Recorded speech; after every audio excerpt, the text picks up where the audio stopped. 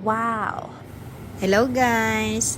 Ayan, nagluto ako ng alimasag. Ginataang alimasag yan guys. Nilagyan ko ng kalabasa at malunggay with gata. Ayan.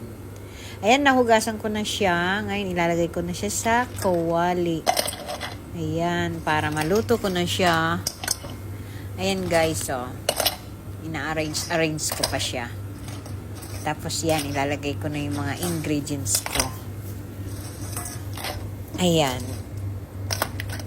Ang liliit niya guys kasi wala akong makitang malalaki.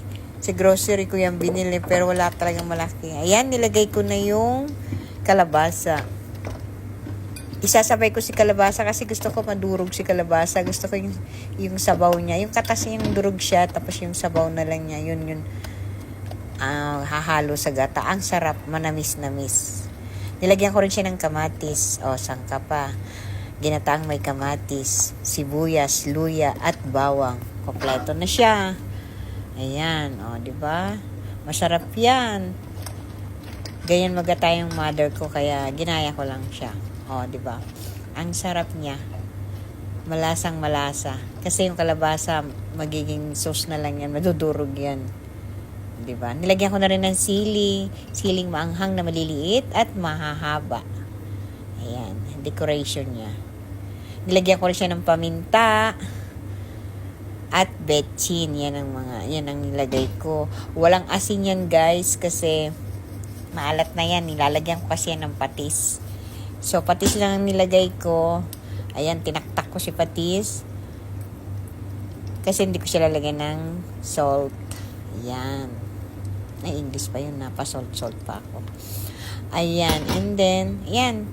Okay na yan, tatakpan ko na yan hanggang sa kumulo siya. Hindi ko lang napakita tinakpan ko, pero talagang tinakpan ko siya. Tapos yan, binuksan ko. Ay, mali. Nilagyan ko pala ng gata. Mamaya na yung takip pala. Nilagyan ko muna si unang gata. Ayan. Mali. Nilagyan ko muna si unang gata. Ayan. O, ayan. Saka ko pala siya tatakpan. Agoy, nauna pa yung takip sa gata. Ayan, nilagyan ko na siya tinanggal ko ng takip. O, diba? Ayan na. Ano nangyari sa Esperanza? Ayan. Kumukulo-kulo na siya. 30 minutes ko yan niluto. Tapos yun, durog na yung kalabasa niya. Ang sarap na. Ayan, o. Diba? Okay na yan. Pakuluin natin ng pakuluin hanggang sa maluto at manuot ang mga sabaw-sabaw niya sa loob ng crabs. Ayan. Diba? Mamula-mula na si crabs. Ayan o. Oh, sarap. O, diba? Ang galing. Ano ba na yan? Ang galing-galing ko mga likot ng sandok. Sabi ko hindi ko gagalawin na sasandokin. Sige pa rin ang kalikot ko. Yummy! Ayan. Nakaangat pa yung sipit ng crabs. Ayan guys. Ang bango-bango na. Amoy siya. Mabango siya. O, diba? Ang sarap-sarap na niya. Kunting ano na lang, luto. Tapos, ilalagay ko na si kakang gata. O, yan. Yan yung pinakahuling gata. O, yan na yung magpapasarap lalo sa kanya. O, diba? Ganyan lang, guys. Saglit lang maggata-gata ng crabs. Simpleng gata lang yan. Simpleng luto lang yan. Wala tayong masyadong nilagay. Kundi yun lang. Asin, betchin. Tapos yan. Ay, asin betchin. Wala pala akong asin. Patis. Naun sa kamanday. Oy. Ayan. O. O, di ba? Ayan, oy. Sabaw na yan. Ang sarap. Kasi nadurog na yung kalabasa. So, katas niya na lang yan. Manamis-namis na siya. Nung tinikman ko, wow, ang sarap. Pinatakan ko rin siya ng konting suka. Pang balance lang po yan ng lasa. Para hindi ka maumay sa gata. So, may konting asim-asim na konti lang.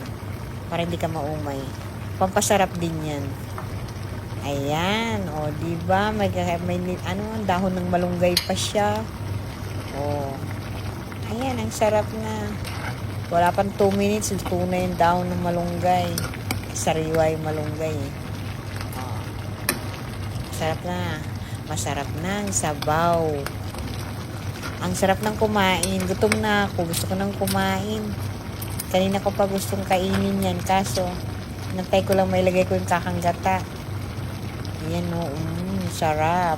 Di ba guys, ang dali lang magluto. Basta may lulutuin, ang daling lutuin. Pero kung walang lutuin, yun lang problema. Ayan o. See, luto na yan guys. Lutong-luto na siya. Ang dalawang alimasag. O, diba? Okay na siya. Luto na siya. Ayan. Makuluyan ni, oh.